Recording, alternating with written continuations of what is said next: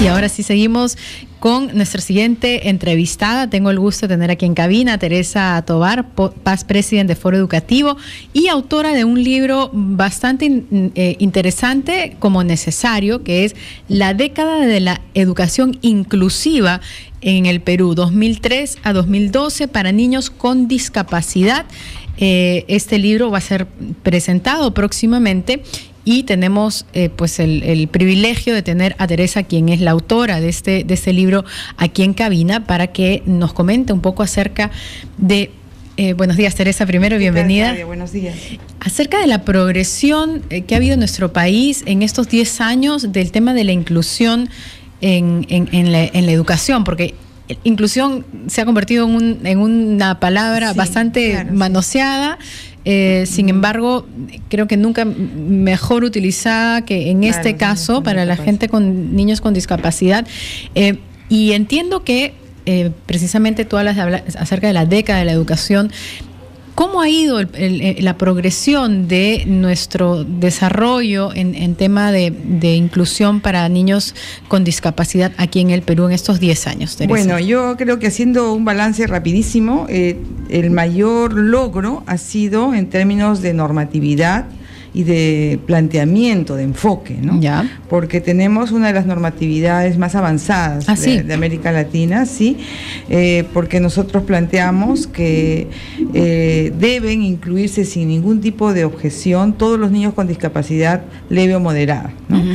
Y que solamente los que tengan discapacidad multisevera, severa o multidiscapacidad sean atendidos en un centro de educación especial. Ya. ¿No? Y además se plantea, por lo tanto, que todos los centros educativos, públicos y privados, tienen que abrir sus puertas a los niños con discapacidad, brindándoles un número determinado de vacantes, que es un mínimo de 2 por institución educativa y un máximo de 2 por aula, ¿no?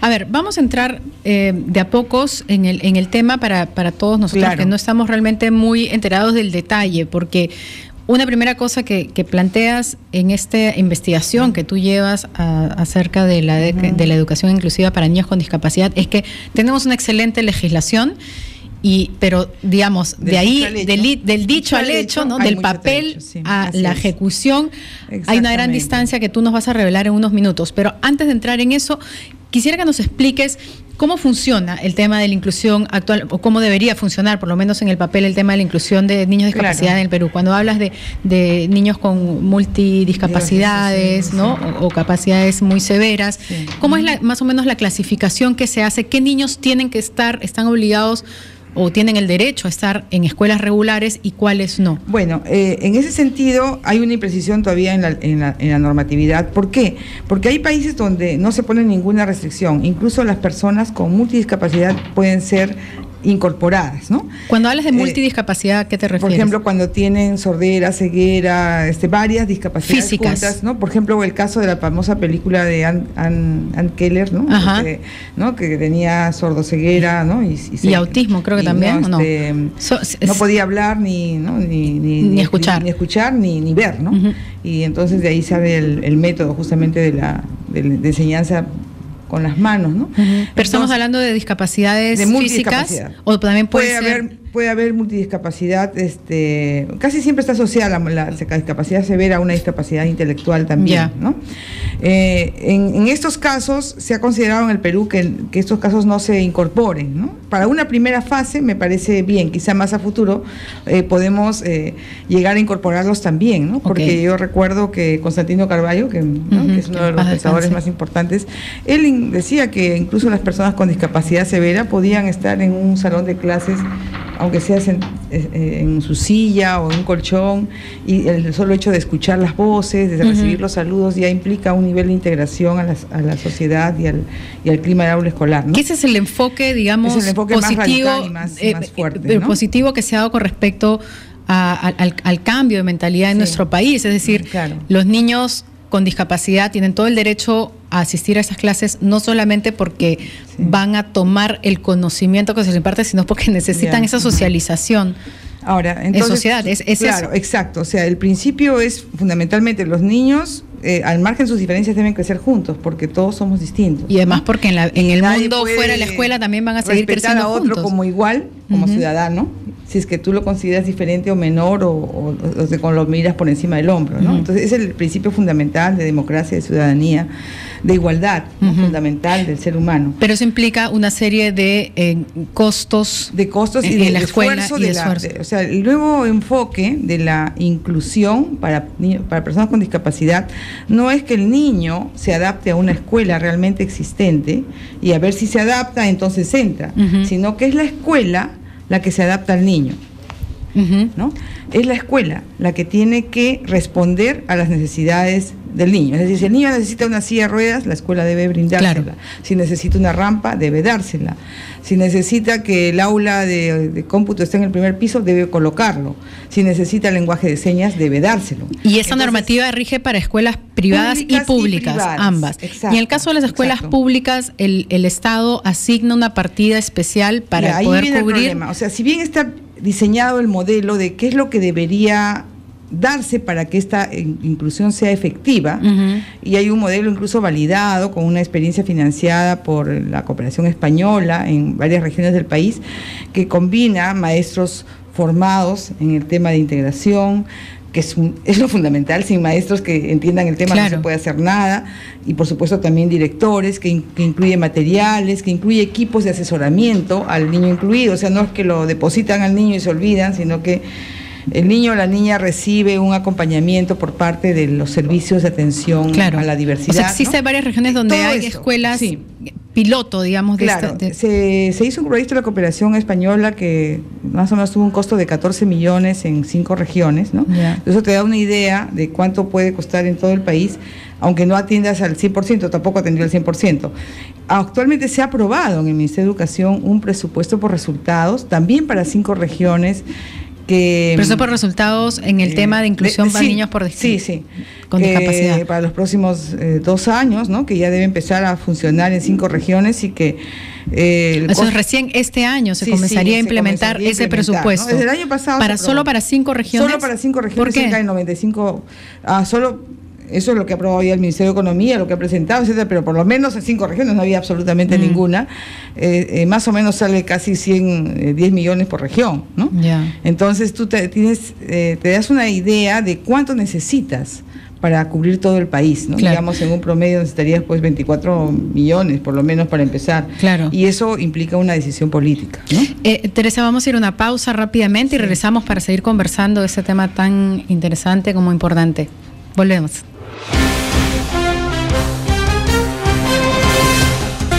Escuela Abierta, y estamos hablando con Teresa Tovar, de Paz President de Foro Educativo, acerca de esta investigación que ella ha realizado sobre los últimos 10 años de la educación inclusiva en el Perú para niños con discapacidad.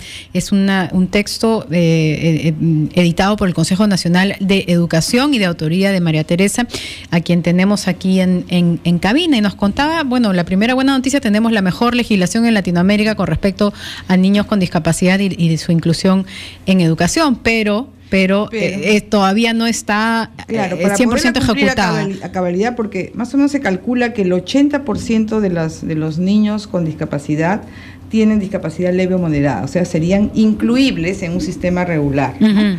Eso significa que más o menos 200.000 niños y niñas con discapacidad, de acuerdo a la última encuesta de discapacidad en el Perú, deberían estar en el sistema educativo, ¿no? O sea, ¿cuántos niños con discapacidad de la edad escolar existen en el Perú actualmente, de lo que se sepa?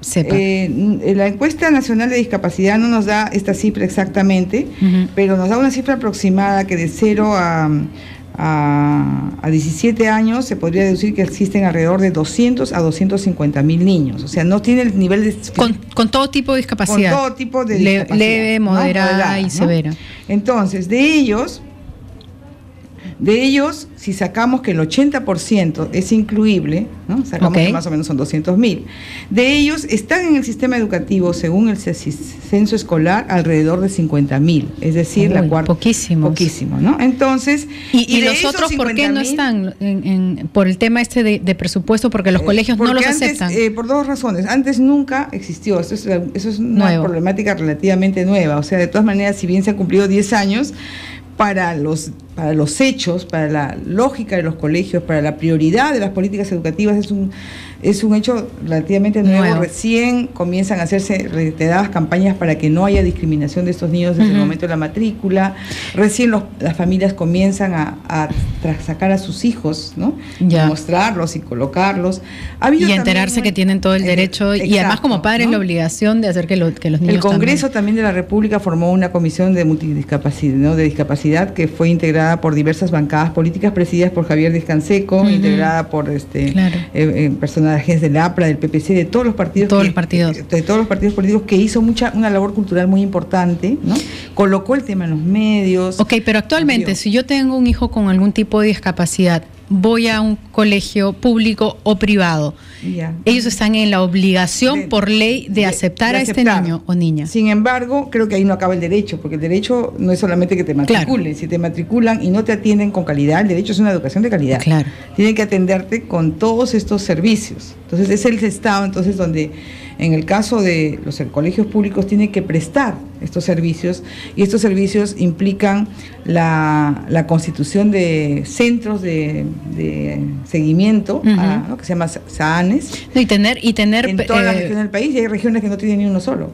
Los SAANES, los centros de seguimiento. Sí, los centros. Que ya también está considerado en la legislación que se constituyan, pero todavía no se han constituido en todos los lugares. La mayor parte están en Lima. Y es un seguimiento de cómo el colegio va impartiendo la educación a estos chicos.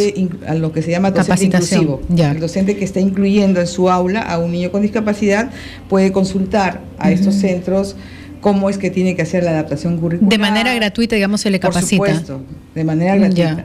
En el caso de los centros, de los colegios privados, tienen que hacer exactamente lo mismo, pero con sus propios recursos, ¿no es cierto? O sea, hacer las adaptaciones y no solamente aceptar al niño, ¿no? Entonces, la ley establece que haya 2 vacantes por centro educativo privado o público. ¿No? Entonces, lo que ahora no se sabe y se está planteando es si estas 2 vacantes son suficientes. ¿Mínimo 2 vacantes o máximo? Mínimo.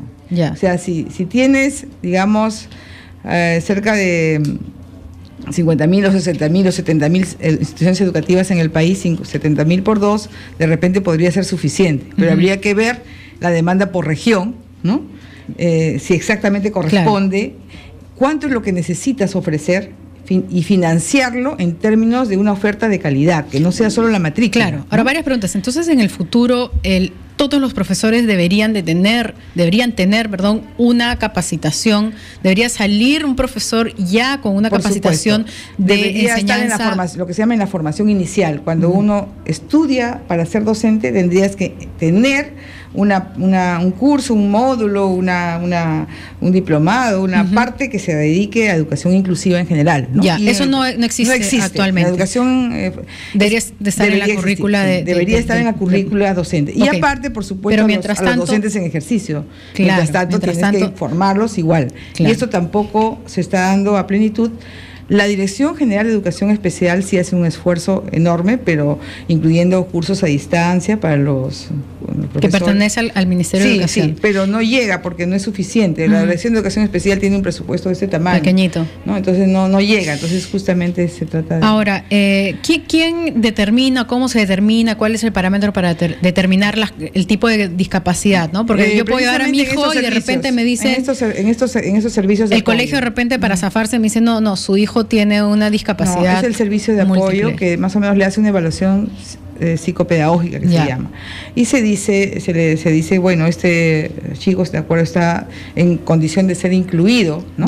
Pero si en mi región no hay ese servicio de apoyo. No puedes. No puedes irte a otra, hacer la evaluación y después, te va a costar, obviamente, ¿no? O puedes pedir que te manden a tu región a que hagan alguna persona que te haga el examen. Debería ser posible. O sea, es un derecho que está establecido normativamente, pero que, como decimos, no se logra cumplir, ¿no? Y hay mucha resistencia todavía por parte de muchos colegios. Hay todavía casos de discriminación en muchos colegios, incluso estatales, ¿no? Que les dicen no se puede y los papás ignoran su derecho y se retiran, ¿no? Y en ese caso, ¿qué tiene que hacer un papá si nos está escuchando? Tiene que comunicarse directamente al Ministerio de Educación, a la Dirección de Educación Básica Especial y denunciar el hecho, ¿no? Hay distintas formas, ¿no? Y también puede ir al SANE más cercano o a la dirección regional. Pero porque para SANE, le repetimos, SANE es el servicio de atención a la diversidad o centros de apoyo, como queramos decirle. De apoyo y asesoramiento para la atención. O puede ir al gobierno regional o local, que deberían también a su vez estar informados de esta, y no solamente informados, sino el financiamiento de estos servicios de seguimiento debería salir también de los presupuestos regionales. Entonces hay todo en parte, ¿no? Claro, debería aportar también la región. Aportar a la región y sabemos, ¿no? Que dentro de las regiones y de las UGELs, ¿no? Claro. Los padres también podrían hay suficiente personal, organizarse, ¿no? Y solicitar a sus diferentes regiones, ¿no? que destinen estas partidas para que ayuden a que realmente esta normatividad se concrete, ¿no? Se concrete y se haga una realidad. Entonces, Teresa, ¿hacia dónde caminamos en este momento? Es decir, ¿cómo acompañamos este proceso para que esta excelente legislación, normatividad que tenemos con respecto a la inclusión de niños con discapacidad en las escuelas de manera más rápida y efectiva tenga un correlato en la realidad? ¿Dónde está la traba? Yo creo que está la traba en dos asuntos: el lado presupuestal, pero también la apertura del sistema regular, ¿no? El sistema regular, cuando hablo del sistema regular, hablo de primaria regular normal, inicial, secundaria. Tienen que abrir sus mentes y corazones, ¿no?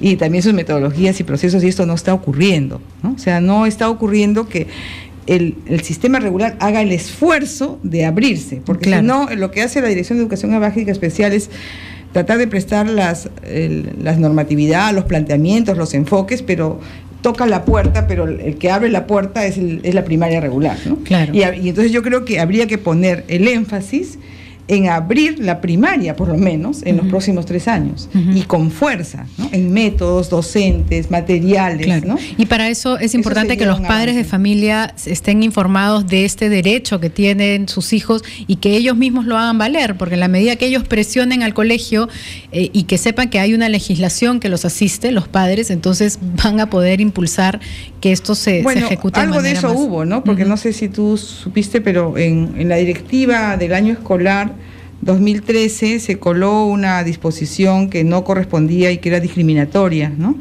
Y que fue observada por la Defensoría para los niños con discapacidad, que decía que un niño con discapacidad podía ser excluido de la matrícula si es que la escuela consideraba que no era así, en un colegio público incluso. Claro. Entonces la Defensoría protestó y hubo mucho movimiento de padres. Yo creo que eso tiene que haber, porque a veces hay cosas de ese estilo y en el diálogo Estado-sociedad civil es donde se puede mejorar las cosas. Y bueno, y que el Ministerio de Economía pues también, como usted dice, abra su corazón y abra el bolsillo, porque solo 5 regiones con 10 millones de soles para cada región. Estábamos hablando de Lima, Cajamarca, Callao, Ica, Ayacucho y Tumbes, que son las privilegiadas, entre comillas, que a partir de este año hasta dentro de 2 años más o 3 van a tener ese presupuesto para poder ejecutar la inclusión para niños con discapacidad en las escuelas de esas regiones, pero faltan mucho más. Y tiene que haber un plan con metas y con rendición de cuentas. ¿Cuántos niños se están incluyendo cada año? El Ministerio tiene que dar cuenta de eso. Hemos incluido estos, el próximo año tiene que haber igual como